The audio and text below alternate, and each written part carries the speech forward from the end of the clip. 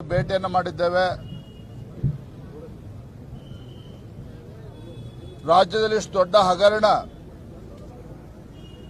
ST development corporation ಪರಿಶಿಷ್ಟ ಪಂಗಡಗಳ ವಾಲ್ಮೀಕಿ ಸಮಾಜಕ್ಕೆ ಮೀಸಲಿಟ್ಟಿರ್ತಕ್ಕಂಥ ಅಭಿವೃದ್ಧಿಗೆ ಮೀಸಲಿಟ್ಟಿರ್ತಕ್ಕಂಥ ಇಷ್ಟು ದೊಡ್ಡ ಮೊತ್ತದ ಹಣ ಇವತ್ತು ಹೈದರಾಬಾದ್ನಲ್ಲಿ 18ಕ್ಕೂ ಹೆಚ್ಚು ಫೇಕ್ ಅಕೌಂಟ್ಸ್ಗಳನ್ನು ತೆರೆದು ಹಣವನ್ನು ಅಲ್ಲಿ ಅಕ್ರಮವಾಗಿ ವರ್ಗಾವಣೆ ಮಾಡಿರ್ತಕ್ಕಂಥದ್ದು ದೊಡ್ಡ ಒಂದು ಭ್ರಷ್ಟಾಚಾರ ಇವತ್ತೇನು ನಡೆದಿದೆ. ಹಣಕಾಸಿನ ಇಲಾಖೆಯ ಅನುಮತಿ ಇಲ್ಲದೆ ನಡೆಯೋದಕ್ಕೆ ಸಾಧ್ಯನೇ ಇಲ್ಲ. ಹಾಗಾಗಿ ಮಾನ್ಯ ರಾಜ್ಯಪಾಲರನ್ನ ಒತ್ತಾಯ ನಾವು ಹೇಳಿದ್ದೇವೆ. ಮಾನ್ಯ ಮುಖ್ಯಮಂತ್ರಿಗಳೇ ಇದು ಹಣಕಾಸಿನ ಒಂದು ಇಲಾಖೆಯನ್ನು ನಿರ್ವಹಿಸ್ತಾ ಇರ್ತಕ್ಕಂಥ ಸಂದರ್ಭದಲ್ಲಿ ಮುಖ್ಯಮಂತ್ರಿಗಳ ಗಮನಕ್ಕೆ ಬರ್ದೇನೆ ಈ ಒಂದು ದೊಡ್ಡ ಹಗರಣ ನಡೆಯೋದಕ್ಕೆ ಸಾಧ್ಯ ಇಲ್ಲ. ಹಾಗಾಗಿ ಕೇವಲ ಸಚಿವರ ರಾಜೀನಾಮೆ ಪಡೆದುಕೊಂಡ್ರೆ ಇದಕ್ಕೆ ನ್ಯಾಯ ಸಿಗೋದಿಲ್ಲ. ಮುಖ್ಯಮಂತ್ರಿಗಳು ಸಹ ಇದಕ್ಕೆ ನೇರ ಹೊಣೆಗಾರರಾಗ್ತಾರೆ.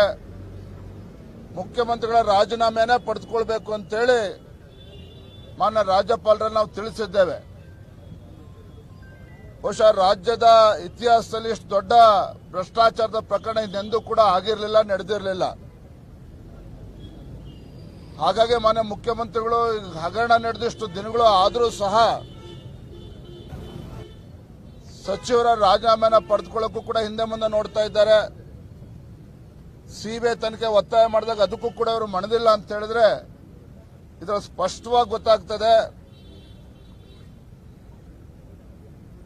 ಹಣಕಾಸಿನ ಇಲಾಖೆ ಹಾಗೂ ಹಣಕಾಸಿನ ಇಲಾಖೆನ ಹೊತ್ತಿರ್ತಕ್ಕಂಥ ಮಾನ್ಯ ಮುಖ್ಯಮಂತ್ರಿಗಳು ಸಿದ್ದರಾಮಯ್ಯನವರು ಅವರ ಗಮನಕ್ಕೆ ಬರದೇನೆಷ್ಟು ದೊಡ್ಡ ಹಗರಣ ಆಗೋದಕ್ಕೆ ಸಾಧ್ಯನೇ ಇಲ್ಲ.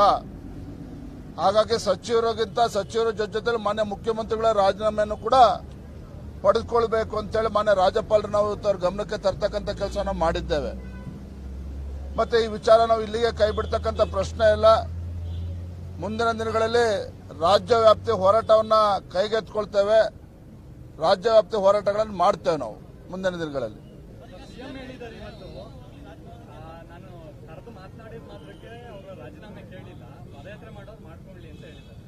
ಈ ರೀತಿ ಉಡಾಫೆಯಾಗಿ ಮಾತನಾಡಿಕೊಂಡೇ ಇವತ್ತು ನಿಮ್ಮ ಪರಿಸ್ಥಿತಿಯಲ್ಲಿ ಬಂದಿರತಕ್ಕಂಥದ್ದು.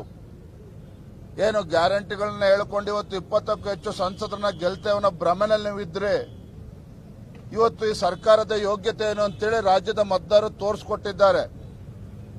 ಇವತ್ತು ಪರಿಶಿಷ್ಟ ಪಂಗಡಗಳಿಗೆ ಇವತ್ತು ವಾಲ್ಮೀಕಿ ಅಭಿವೃದ್ಧಿ ನಿಗಮ ಪರಿಶಿಷ್ಟ ಪಂಗಡಗಳ ಜನರ ಅಭಿವೃದ್ಧಿಗೆ ಮೀಸಲಿಟ್ಟಿರ್ತಕ್ಕಂಥ ಹಣ ಇವತ್ತು ಅವ್ಯವಹಾರ ಆಗಿದೆ, ಅಕ್ರಮ ಆಗಿದೆ. ಈ ಹಣವನ್ನ ಹೈದರಾಬಾದ್ಗೆ ಟ್ರಾನ್ಸ್ಫರ್ ಮಾಡಿ ಲೋಕಸಭಾ ಚುನಾವಣೆಗೂ ಕೂಡ ಇದನ್ನು ಬಳಸಿಕೊಂಡಿದ್ದಾರೆ. ಹಾಗಾಗಿ ಸಣ್ಣ ವಿಚಾರ ಅಂತೇಳಿ ತಾವು ಭಾವಿಸಬಾರದು. ಈ ರೀತಿ ಮುಖ್ಯಮಂತ್ರಿಗಳು ಏನು ಉದ್ದಟತನದಿಂದ ನಡ್ಕೊಳ್ತಾ ಇದ್ದಾರೆ. ಇವತ್ತು ನಾವಿಲ್ಲಿ ಅಧಿಕೃತ ವಿರೋಧ ಪಕ್ಷ ಕಣ್ಮುಚ್ಕೊಂಡು ಕೂರ್ತಕ್ಕಂಥ ಪ್ರಶ್ನೆನೇ ಇಲ್ಲ. ನೀವು ಮುಖ್ಯಮಂತ್ರಿಗಳಾಗಿ ನೀವು ಉತ್ತರನ ಕೊಡಬೇಕಾಗ್ತದೆ. ಈ ರೀತಿ ಹಾರಿಕೆ ಉತ್ತರಗಳನ್ನು ಕೊಡ್ಕೊಂಡು ಈ ರೀತಿ ಆನೆ ನಡೆದಿದ್ದ ದಾರಿ ಅನ್ನೋ ರೀತಿಯಲ್ಲಿ ತಮ್ಮ ವರ್ತನೆ ಏನಿದೆ ಇದು ಖಂಡಿತ ನಾವು ಖಂಡಿಸ್ತೇವೆ. ಇದನ್ನ ಇಲ್ಲಿಗೆ ಬಿಡ್ತಕ್ಕಂಥ ಪ್ರಶ್ನೆ ಉದ್ಭವ ಆಗೋದಿಲ್ಲ ಇದು.